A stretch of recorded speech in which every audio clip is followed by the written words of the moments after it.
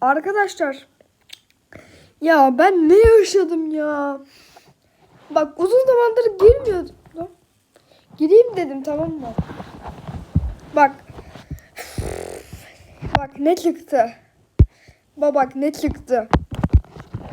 Abi bu ne ya? Bak bir de ne çıktı üstüne biliyor musun? Bir de üstüne bu çıktı. Ya niye videoda çıkmadın ya? Of. Ben bu şansı. Destansı kostüm ya. Çok seviyorum ben bunu. 2 tane şeyim var. Destansı kostümü. Açıyorum ayak.